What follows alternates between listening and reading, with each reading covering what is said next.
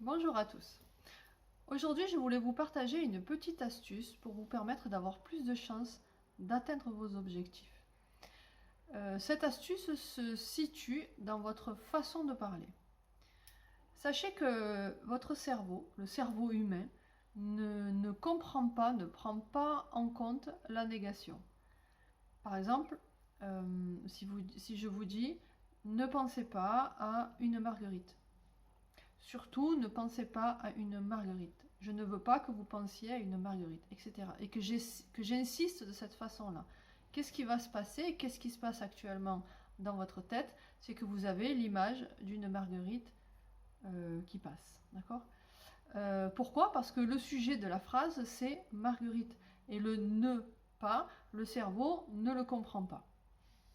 Donc, quand vous ne voulez pas que quelque chose se passe, par exemple, je ne veux pas rater mon entretien. Je ne veux pas rater mon entretien. Surtout, je ne veux pas rater mon entretien. Votre cerveau, qu'est-ce qu'il enregistre? C'est rater mon entretien.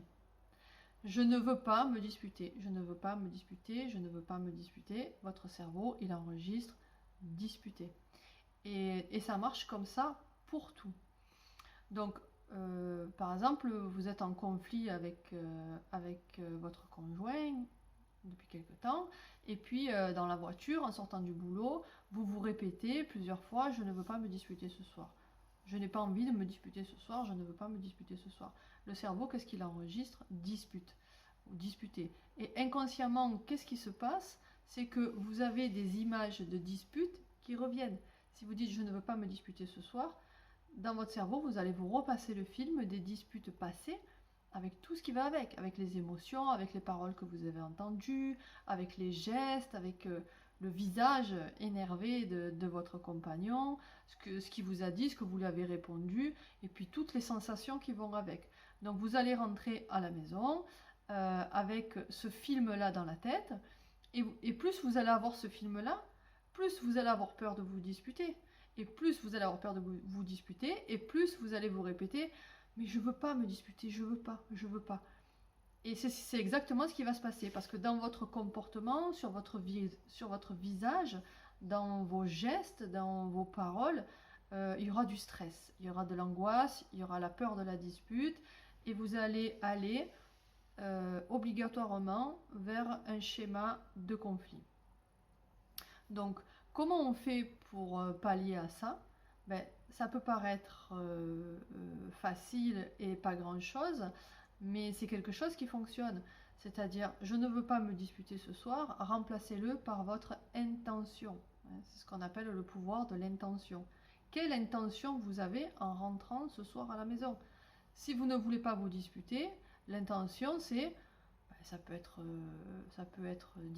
diverses intentions. Ça peut être j'ai l'intention de passer une soirée sereine, j'ai l'intention de rester calme malgré les attaques de l'autre, j'ai l'intention d'avoir une discussion posée, j'ai l'intention de passer ma soirée devant la télé et me reposer. Et voilà. Voilà. Quelle intention vous avez? Qu'est-ce que vous avez envie de faire à la place de la dispute? Mettez la dispute de côté et posez une intention.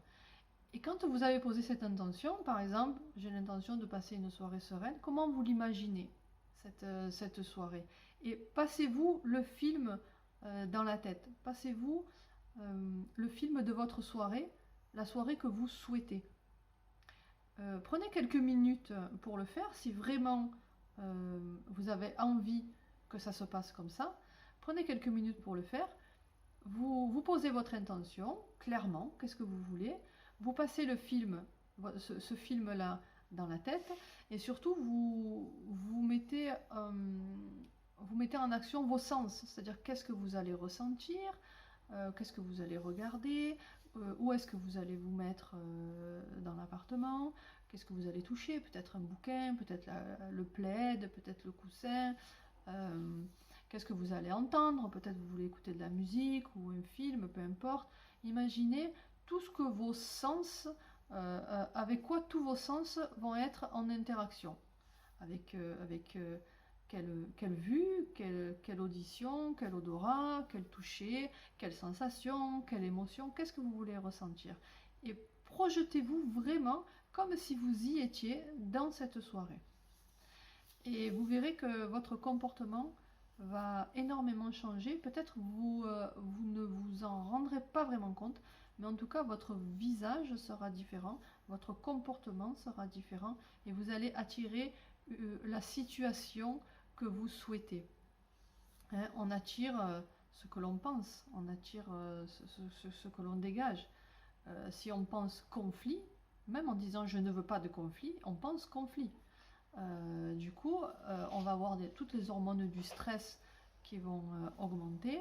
On va avoir un visage stressé, on va avoir des paroles peut-être pas forcément agressives, mais en tout cas des paroles un peu sur la réticence, un peu désagréables.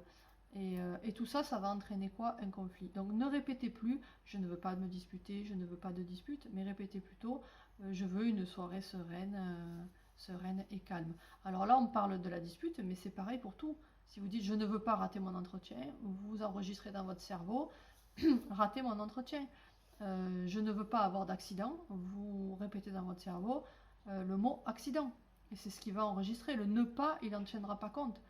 Donc, par exemple, si vous avez une activité où vous prenez un peu des risques, un sport à risque ou quelque chose comme ça, si vous répétez je veux pas d'accident, je veux pas d'accident, le cerveau il enregistre accident et il se met en action avec ce cerveau-là, avec des montées de cortisone, des montées de cortisol, etc.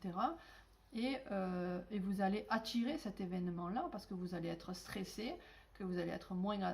vous pensez que vous allez être plus attentif, mais en réalité vous allez être perturbé par ce stress. Et donc vous allez attirer la situation contraire à ce que vous souhaitez. Par contre, vous allez attirer la situation qui colle au mot enregistré par votre cerveau, qui est le mot accident. Donc ça, c'est pour travailler sur vous-même, hein, pour aborder les situations dans de meilleures conditions. Alors je ne dis pas que c'est un remède miracle, et si vous répétez « je veux une soirée sereine, je veux une soirée sereine, je veux une soirée sereine », que la soirée va être sereine.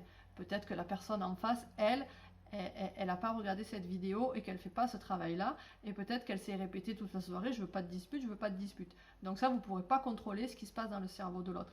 Mais soyons responsables de ce qu'on fait, et prenons la responsabilité de nos actes, et même si ça se passe mal, votre responsabilité, c'est de faire en sorte que ça se passe bien, de mettre un maximum de chances pour atteindre vos objectifs. Alors ça, c'est pour le travail sur vous. Vous pouvez utiliser cette astuce aussi lorsque vous vous adressez à quelqu'un, et notamment lorsque vous vous adressez aux enfants, par exemple. Quand vous dites à votre enfant « je ne veux pas que tu tombes », voilà. Fais attention de ne pas tomber. Le cerveau de l'enfant, qu'est-ce qu'il enregistre? Tomber. Donc forcément, le comportement qu'il va avoir va être en adéquation avec le mot tomber. Je ne veux pas que tu tombes. Son cerveau enregistre tombe. Et son comportement, ses émotions, etc.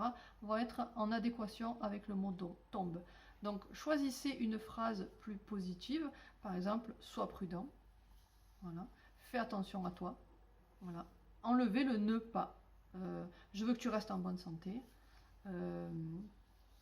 Sois attentif. Sois concentré. Voilà, par exemple. Vous aurez un impact beaucoup plus positif que quand vous dites ne tombe pas. Voilà un petit peu pour cette petite astuce. Je le redis encore une fois, c'est pas un remède miracle, mais en tout cas, prenez vos responsabilités et donnez-vous un maximum de chance dans toutes les situations. Je continuerai à vous donner d'autres petites astuces comme ça. Ce sont des astuces simples, rapides, faciles à comprendre et que vous pouvez appliquer dans plein de situations au niveau familial, avec les amis, au niveau professionnel, etc. Voilà, je vous laisse méditer sur cette petite astuce qui est assez simple. Si la vidéo vous a plu, n'hésitez pas à mettre un petit like, ça me fera toujours bien plaisir et ça m'encourage à continuer à faire des vidéos. Alors je vous rassure, même si j'ai pas de like, je continuerai. Mais ça fait toujours plaisir.